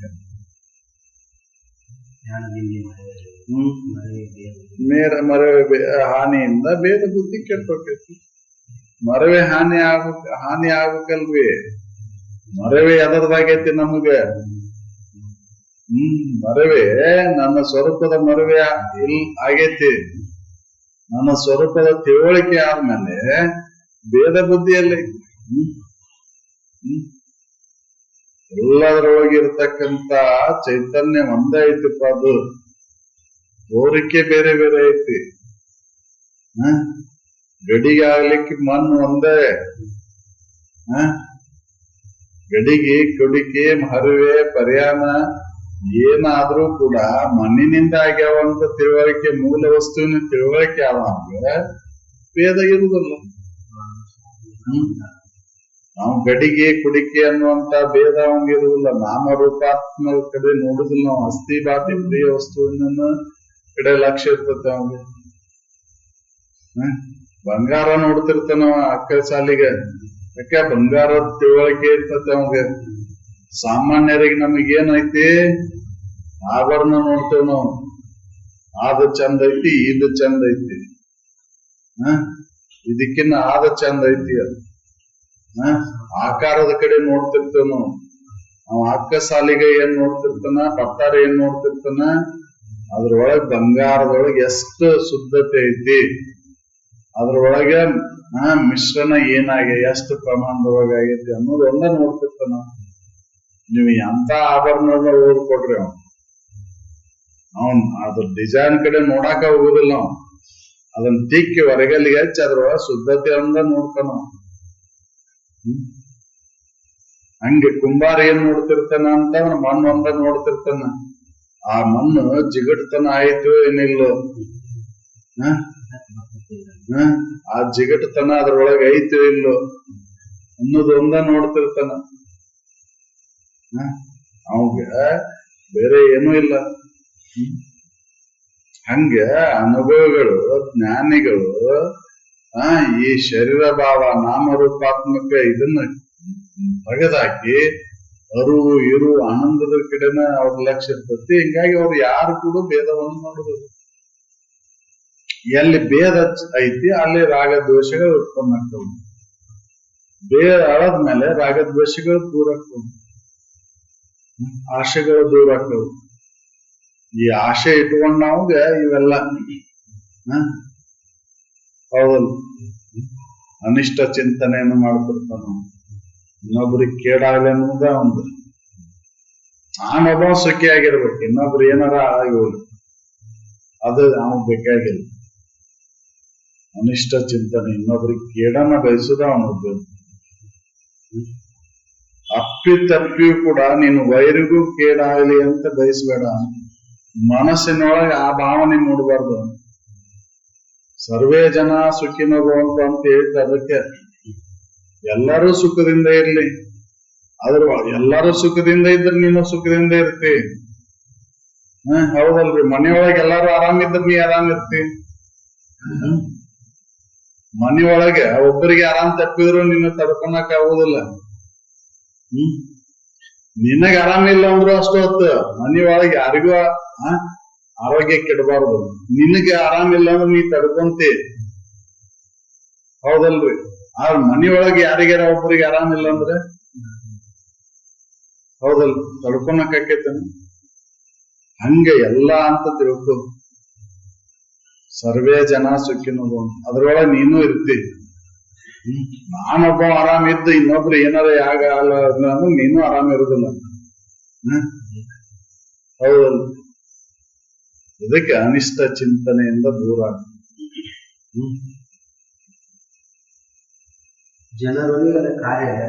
ಮನಸ್ಸಿನಾಗ ಏನೈತಿ, ಜನರ ವಲಯದ ಕಾರ್ಯದಾಯಕ ಇನ್ನೊಬ್ಬರಿಗೆ ಕೇಡನ ಬಯಸುತ್ತದೆ. ಹೌದಲ್ಲ, ಇನ್ನೊಬ್ಬರಿಗೆ ಒಳ್ಳೇದಾಗಲಿ ಅಂತ ಬಯಸಂಗೆ ಇಲ್ಲ. ಒಳ್ಳೇದಾಗ್ಲಿ ಬಿಡಪ್ಪ ಅನ್ನಂಗೆ ಇಲ್ಲ. ನಮ್ಮ ಆಲೋಚನೆಗಳಲ್ಲಿ ಮಗ್ಗಲಕ್ಕೆ ಹೊಲ್ದಾವಂಗ ಏನಾದ್ರು ಬೆಳೆ ಚಲೋ ಬೆಳಿತಾವಂದ್ರೆ ಇವನ್ ಸಮಾಧಾನ ಇಲ್ಲ. ಇಲ್ಲಿ ಕೂಡ ಅವ್ನು ಕಷ್ಟಪಟ್ಟಾನ ಬೆಳವಕ್ಕೆ. ಅವ್ ಮಾಡ್ಯಾನ, ದುಡ್ದಾನ, ಅದ್ರ ತಕ್ಕ ಅವ ಇದನ್ ಮಾಡ್ಯಾನ, ಅದಕ್ಕೆ ಅವ ಬಂದೈತಿ. ನನಗೆ ಇಷ್ಟ ಐತಿ, ನನ್ನ ಪ್ರಾರಂಭ ಇಷ್ಟ ಐತಿ ಅಂತ ತಿಳ್ಕೊಳೋದಿಲ್ಲ. ಯಾಕೆ ತಿಳ್ಕೊಳೋದಿಲ್ಲ ಅಂದ್ರೆ ನಿಮ್ಗೆ ಅದರ ಆಸೆ ಅನ್ನೋದು ಐತಿ. ಇದಕ್ಕೆ ಜನರ ವಲಯದ ಕಾರ್ಯದಾಯಕ ಅನಿಷ್ಟ ಚಿಂತನೆ, ಇನ್ನೊಬ್ಬರ ವಿಷಯ ವಸ್ತುಗಳ ಕಡೆನ ಮನಸ್ಸು ಸೇರಿಸುದು, ಅದರ ಕಡೆನ ಆಕಾಂಕ್ಷೆ. ಇನ್ನೊಬ್ರದ್ದು ಯಾರ್ದು ಚಂದ ಆಗಿರ್ಬಾರ್ದು ಬಾಳೆ. ಇನ್ನೊಬ್ರದ್ದು ಯಾರ್ದು ಬಾಳೆ ಚಂದ ಇರಬಾರ್ದು, ಒಬ್ಬಂದ ಚಂದ ಇರ್ಬೇಕು. ಹೌದು, ಹಂಗೆ ಬಯಸುದು. ಇನ್ನೊಬ್ರು ಮುಂದ್ ಬರ್ತಾರ ಅಂದ್ರ ಆತ್ಮ ಅವ್ರನ್ನ ದುಡಿತಾರ, ಮಾಡ್ತಾರ, ಕಷ್ಟ ಪಡ್ತಾರ ಅನ್ನಂಗಿಲ್ಲ. ಹೌದು, ಅದಕ್ಕೆ ಅವ್ರು ಹೇಳ್ತಾರ ಇದು ಮನಸ್ಸಿನೊಳಗಿನ ದೋಷಗಳು. ಮನಸ್ಸಿನೊಳಗಿನ ದೋಷಗಳಿದ್ದರ ನರಕ ಜೀವಿ ಆಗಿ ಹುಟ್ಟಬೇಕಾಗತ್ತ. ಇದು ಮೊದ್ಲೇಕೆ ಬರ್ಬೇಕಾಯ್ತು, ಮೊದ್ಲೇಕೆ ಇದು ಮನಸ್ಸಿನ ಮೊದ್ಲೇಕೆ ಮೂಡ್ತದ. ಆಮೇಲೆ ಶರೀರದಿಂದ ವಾಣಿಯಿಂದ ಯಾಕಂದ್ರ ಮನಸ್ಸಿನಾಗಿ ಬಚ್ಚಿ ಈ ಆಲೋಚನೆ ಬಂದ್ ಏನಾಗುತ್ತೆ ಅಂದ್ರೆ ಕೃತಿದ ಒಳಗೂ ಬರ್ತೈತದ, ವಾಣಿ ಒಳಗೂ ಬರ್ತೈತಿ, ಪ್ರಕಟ ಆಗೇ ಬಿಡ್ತಾವ. ಹೊರಗೆ ಬರಬೇಕಲ್ಲ, ಎಷ್ಟು ದಿನ ಇರ್ತಾವ. ಹೌದಲ್ಲ, ನೀರಿಗೆ ಬರಬೇಕಲ್ಲ. ಊರಿಗೆ ಬಂದಾಕಿ ನೀರಿಗೆ ಬರುದಿಲ್ಲ. ಹೌದಲ್ಲ, ಅದಕ್ಕೆ ನಮ್ಮ ಹಿರಿಯರೆಲ್ಲ ಶಾಸ್ತ್ರ ಅದನ್ನ ಮಾಡಿದ್ದು. ನೀ ಎಷ್ಟ್ ದಿನ ಒಳಗೆ ಮಾಡ್ತಿ, ಹೊರಗೆ ಬರಬೇಕಾದ್ರೆ ಒಮ್ಮಿಲ್ಲ ಒಮ್ಮೆ ತೋರತೈತದ. ನೀನ್ ಎಂತವಾದ ಅನ್ನೋದು ಅದು ತೋರಿಸ್ಕೊಡ್ತೈತಿ. ಅದಕ್ಕೆ ನಮ್ಮ ದೋಷಗಳನ್ನ ನಾವ ತಿದ್ದುಕೋಬೇಕು. ತಿದ್ದುಕೋಬೇಕಂದ್ರೆ ಅಂತ ಸಂಘ ಬೇಕು. ಸಂಘದಿಂದ ಪರಿವರ್ತನೆ ಆದವ್ರು ಎಷ್ಟು ಮಂದಿ? ಸಂಘದಿಂದನ. ಹೌದಲ್ಲ, ಅವ್ರೇನ್ ಸುಧಾರಣೆ ಮಾಡ್ಲಿಕ್ಕೆ ಹೋಗ್ಲಿಲ್ಲ, ಬರೀ ಸಂಘ ಅವ್ರನ್ನ ಪರಿವರ್ತನೆ ಮಾಡ್ತು. ಬುದ್ಧ ಸುಧಾರಣೆ ಆಗುವಂತ ಅಂಗುಲಿಮಾಲ ಹೇಳಿಲ್ಲ, ಬರೇ ಪ್ರಭಾವದಿಂದ, ಅದೇ ಪ್ರಭಾವಗಳಿಂದ. ಅಲ್ಲೇ ಅಂತ ಪ್ರಭಾವಳಿ ಇರ್ತೈತಿ. ಪ್ರಭಾವಳಿ ಬರೀತೀರಿ ನೀವು, ಆ ಪ್ರಭಾವಳಿ ಉತ್ತಮರಲ್ಲಿ ಇರ್ತೈತಿ. ದುರ್ಬರ ದುರಿತ ಕರ್ಮದೊಳಗೆ ತೊಡಗಿದವರಲ್ಲೂ ಪ್ರಭಾವಳಿ ಇರ್ತೈತಿ. ಅವ್ರು ಅರ್ಥ ಗೆಳಿಸ್ತದ. ಉತ್ತಮರ ಹತ್ರ ಬಂದಾಗ ಉತ್ತಮ ಇದು ನಡೀತಾವ, ಕಾರ್ಯಗಳು ನಡೀತಾವ. ತನಗ್ ಗೊತ್ತಿಲ್ದಂಗೆ ಬದಲಾವಣೆ ಆಗ. ಅಂಗುಲಿ ಮೇಲೆ ತನಗ್ ಗೊತ್ತಿಲ್ದಂಗೆ ಬದಲಾವಣೆ ಆಗ. ಗೊತ್ತಾಗ್ಲಿಲ್ಲ ನಮಗದು. ತಿನ್ಬೇಕಂತ ಬಂದವ ಸಾಷ್ಟಾಂಗ ನಮಸ್ಕಾರ ಮಾಡಿದ್ರು. ಬುದ್ಧನ್ನ ತಿನ್ಬೇಕಂತ ಬಂದಾಗ 100 ಮಂದಿ ತಿನ್ನ 99 ಮಂದಿ ಅಂಗುಷ್ಟವನ್ನ ಮಾಲಿ ಮಾಡಿ ಹಾಕೊಂಡಿದ್ದ. 3ನೇದವ ಇವ್ ಬೆಟ್ಟ ಆದ್ಮೇಲೆ ಬದಲಾವಣೆ ಆದ. ರತ್ನಾಕರ್ ಹೋಗಿ ವಾಲ್ಮೀಕಿ ಆದ. ಹೌದು, ಸಂಘ ಕೃಷ್ಣನ ಸಂಘ ಮಾಡಿದಂತ ಪಾಂಡವರು ಏನಾದ್ರು ಅವ್ರ ತೃಪ್ತಿ ಇತ್ತು ಅವರಿಗೆ. ಕಷ್ಟ ಅನ್ನೋದೇ ಇದ್ದಿಲ್ಲ ಅವರಿಗೆ. ಕಷ್ಟದ ಕಡೆ ಲಕ್ಷ್ಯ ಕೊಟ್ಟಿಲ್ಲ ಅವರು. ಅವ್ರ ಪ್ರಾರಬ್ಧದ ಮೇಲೆ ಹಾಕಿದ್ರ ಅದನ್ನ, ಬಂದದ್ ಬರ್ಲಿ ಬಿಡಪ್ಪ ಅಂತ. ನಮ್ ಸಂಘ ಐತಲ್ಲ. ಹೌದಲ್ಲ, ಹಿಂಗಾಗಿ ಅವ್ರಿಗೆ ಕಷ್ಟನ ಅನಿಸ್ಲಿಲ್ಲ. ಅವ್ರಿಗೆ ವನವಾಸ ಅವ್ರಿಗೆ ಕಷ್ಟ ಅನಿಸ್ಲಿಲ್ಲ. ಏನ್ ಸಿಕ್ಕಿದ್ರಾಗ ತೃಪ್ತಿಯನ್ನು ಕೊಟ್ರ. ಅದಕ್ಕೆ ಸಂಘ ಉತ್ತಮರು ಇರಬೇಕು. ಉತ್ತಮರ ಸಂಘ ಇತ್ತಂದ್ರೆ ಅದು ಇದಕ್ಕೆ ಪರಿವರ್ತನೆ ಮಾಡ್ತದೆ. ಎಷ್ಟೇ ದೋಷಗಳಿದ್ರು ಗೊತ್ತಾಗಲಾರ್ದಂಗೆ ಪರಿವರ್ತನೆ.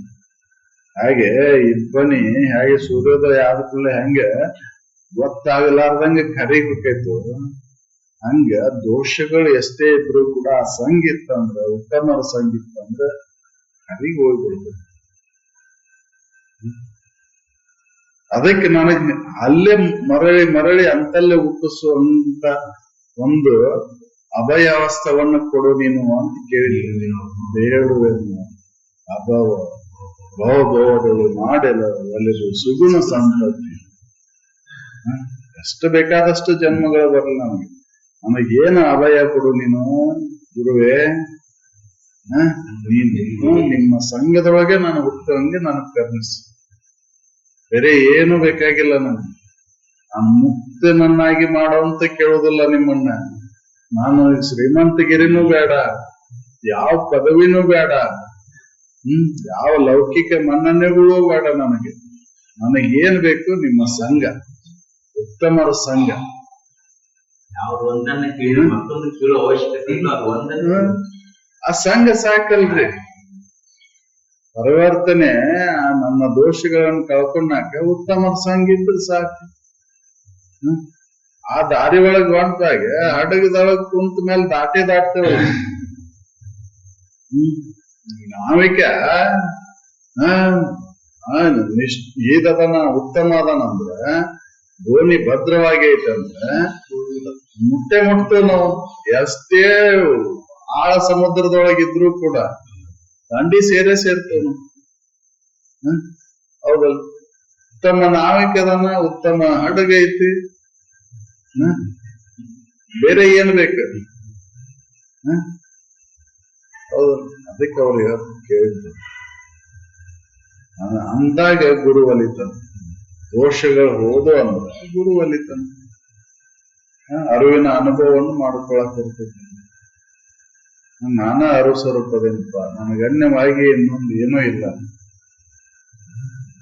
ಗುರು ಅಂದ್ರೆ ಅರುಣೇ ನಾನಿದ್ದೇನೆ ಅಂತ ಅವಾಗ ಖಾತ್ರಿ ಆಗುತ್ತೆ. ದೋಷಗಳು, ಮನಸ್ಸಿನ ದೋಷಗಳು ಹೋದಾಗ. ಇಲ್ಲ ಅಂದ್ರೆ ನಾರಕೀಯ ಜೀವಿ ಆಗಿ ಹುಟ್ಟಬೇಕಾಗತ್ತ, ನರಕ ಜೀವಿ ಆಗಿ ಹುಟ್ಟಬೇಕಾಗತ್ತೆ. ನರಕ ಅಂದ್ರೆ ಬೇರೆ ಐತಂತ ನಮ್ಗಿಲ್ಲಿ ಇಲ್ಲೇ ಐತಲ್ಲ ಹೇಳಿದ್ರಲ್ಲ. ಸ್ವರ್ಗ ನರಕಗಳು ಎಲ್ಲಿ ಬೇರೆ ಇಲ್ಲ, ಇಲ್ಲೇ ಅವೆಲ್ಲ ನಾವು ತಿಳ್ಕೊಂಡಿವು. ಹೌದಲ್ಲ? ಸ್ವರ್ಗ ಬೇರೆ ಐತಿ, ನರಕ ಬೇರೆ ಐತಿ. ನಾವು ಮಾಡಿದಂತ ಕರ್ಮಕ್ಕನುಸಾರವಾಗಿ ಅಂತಂತ ಜನ್ಮಗಳನ್ನ ಎತ್ತಿ ಬಂದು ಅವನು ಉಣ್ಬೇಕಾಗತ್ತೆ. ಅದಕ್ಕೆ ದೋಷಗಳನ್ನ ನಾವು ಅರ್ಥ ತಿಳ್ಕೊಂಡು ಸಂಘದೊಳಗೆ ಬಂದಾಗ ಆದ್ಮೇಲೆ ತಿದ್ದುಕೊಂಡು ನಡಿಬೇಕು. ತಿದ್ದುಕೊಳ್ಳಿಲ್ಲ ಅಂದ್ರೆ ಇದರಂತ ಹೀನ ಜನ್ಮನ ಯಾವುದೂ ಇಲ್ಲ. ಹೌದಲ್ಲ? ಇದರಂತ ಹೀನ ಜನ್ಮನ ಯಾವುದೂ ಇಲ್ಲ. ಇಲ್ಲಿ ತಿದ್ದುಕೊಳ್ಳಿಲ್ಲ ಅಂದ್ರೆ ಮನುಷ್ಯ ಜನ್ಮ ಬಂದ್ಮೇಲೆ, ಮನುಷ್ಯ ಶರೀರ ಧಾರಣೆಯನ್ನು ಮಾಡಿಕೊಂಡು ಬಂದ್ಮೇಲೆ ನನ್ನ ವಾಣಿ ಮನಸ್ಸು ಕೃತಿ ಶುದ್ಧ ಆಗಿ ಮಾಡ್ಕೊಳ್ಳಿಲ್ಲ ಅಂದ್ರೆ ಇದರಂತ ಹೀನ ಜನ್ಮನ ಯಾವುದೂ ಇಲ್ಲ.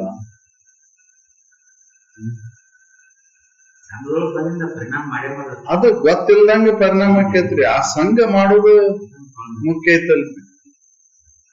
ಸಂಘ ಮಾಡೋದು ಮುಖ್ಯ ಐತಿ.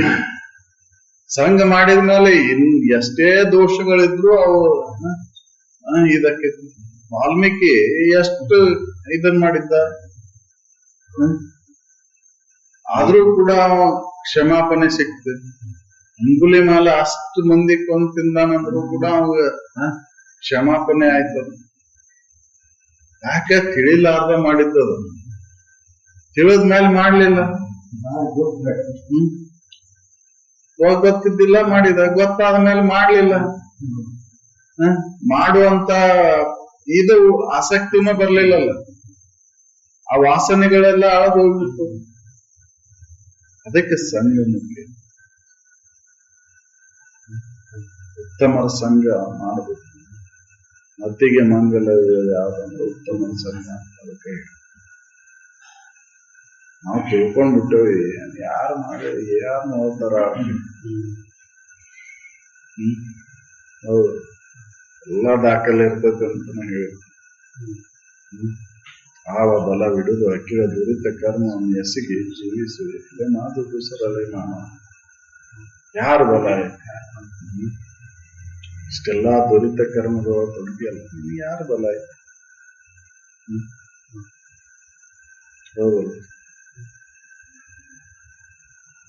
ಜನವರಿಯರ ಕಾರ್ಯ ಜಗತ್ತ ಅನಿಷ್ಟ ಚಿಂತನೆ ಅನ್ಯಸತಿಯರ ಆಕಾಂಕ್ಷೆ ಎನಿಸು ಈ ನಾಲ್ಕು ನಿಮಿತ್ತ ಜನರ ಹೀಗೆ ಮನದವರು ಶಂಭುಲಿಲ್ಲ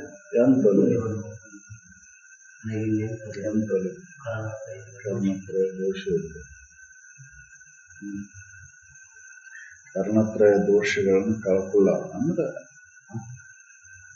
ಅದು ಮುಕ್ತಿಯನ್ನು ಹೊಂದಲಿಕ್ಕೆ ಆಗುದಿಲ್ಲ. ಮನುಷ್ಯ ಜನ್ಮದ ಸಾಫಲ್ಯತೆಯನ್ನು ಮಾಡ್ಕೊಳ್ಳಿಕ್ಕೆ ಆಗುದಿಲ್ಲ. ಅಂತಃಕರಣ ಪರಿಪಕ್ವ ಏಕೈಕ ಲಭ್ಯ ಅಂತ ಹೇಳಿ ಸಾಧ್ಯ. ಅಂತಃಕರಣನ ಎಲ್ಲದಕ್ಕೂ ಕಾರಣ, ನಿನ್ನ ಕೃತಿಗೂ ಮತ್ತು ವಾಣಿಗೂ. ಹೌದು, ಅಂತಃಕರಣ ಪರಿಪಕ್ವ ಇಲ್ಲ ಅಂದ್ರೆ ಅದರ ಪ್ರಬಲತೆ ವಾಣಿ ಒಳಗೂ ಆಕೈತಿ, ಕೃತಿ ಒಳಗೂ ಬರ್ತೈತಿ. ಅದಕ್ಕೆ ನಮ್ಮ ದೋಷವನ್ನು ಅರತು ನಾವ ತಿದ್ದುಕೋಬೇಕಾಗೈತಿ. ಆ ದೋಷ ಕಾಣ್ಬೇಕಂದ್ರೆ ಎಲ್ಲಿ ಕಾಣ್ಲಿಕ್ಕೆ ಸಾಧ್ಯ ಐತಿ? ಸಂಘದವರು, ಉತ್ತಮ ಸಂಘದವರು ಬಂದಾಗ ಆ ದೋಷಗಳು ಕಾಣ್ಬೇಕು. ಅಲ್ಲೇ ಇದ್ದಾಗ ಗೊತ್ತಾಗೋದಿಲ್ಲ. ಅದಕ್ಕೆ ಸಂಸ್ಕಾರ ಬೇಕಲ್ಲ. ಹೌದು, ಚಿಂತನೆ ಮಂಥನೆ ನಡೆದಾಗ ಅದು ಏನಾಗುತ್ತೆ ಅಂತ ಪರಿಶುದ್ಧತೆಯನ್ನು. ಹೌದು, ಬಂಗಾರಕ್ಕೆ ಬೆಲೆ ಬರ್ಬೇಕಂದ್ರೆ ಬೆಂಕಿಯಾಗ ಸುಟ್ಟಾಗ ಅದ್ರ ಹೊಳಪು ಬರುದು. ಹೌದು, ಶುದ್ಧತೆಯನ್ನು ಪಡಿತೈತೆ ಅವಾಗ. ಹೌದು, ಬೆಂಕಿ ಸಂಪರ್ಕ ಇಲ್ಲದ ಅದು ಪರಿಶುದ್ಧತೆಯನ್ನು ಪಡೆಯುವುದಿಲ್ಲ. ಅದಕ್ಕೆ ಅಂತ ಉತ್ತಮರ ಸಂಘಕ್ಕೆ ಬಂದಾಗ ಪರಿಶುದ್ಧತೆಯನ್ನು ಪರಿಶುದ್ಧತೆಯನ್ನು ಪಡಿತೇವೆ. ಅದಕ್ಕೆ ಉತ್ತಮ ಸಂಘ ಅತಿ ಮುಖ್ಯ ಐತಿ. ಉತ್ತಮ ಸಂಘ ಸಿಗುದ ದುರ್ಲಭ ಅಂತ ಹೇಳಿ, ಏತತ್ರಯ ದುರ್ಲಭ ಅಂತ. ಹೌದು, ಮನುಷ್ಯ ಜನ್ಮ, ಮೋಕ್ಷತ್ವ, ಮಹಾಪುರುಷರ ಆಶ್ರಯ, ಮೂರು ಲೋಕದಾಗೂ ಒಂದ ಜನದಾಗ ಸಿಗುದು ದುರ್ಲಭ. ಮನುಷ್ಯತ್ವ ಬರ್ಬೇಕಲ್ಲ ನಮಗೆ. ಬರೀ ಮನುಷ್ಯರ ಶರೀರ ತಾಳ್ಯವ ಅಷ್ಟೇ. ಮನುಷ್ಯತ್ವ ಬರ್ಬೇಕು. ಮನುಷ್ಯತ್ವ ಯಾವಾಗ ಬರ್ತೈತೆ ಅಂದ್ರೆ ಈ ದೋಷಗಳನ್ನು ಕಳ್ಕೊಂಡಾಗ ಮನುಷ್ಯತ್ವ. ಅವಾಗ ಮುಮುಕ್ಷತ್ವ ಉದಯಕ್ಕೈತ್ರಿ.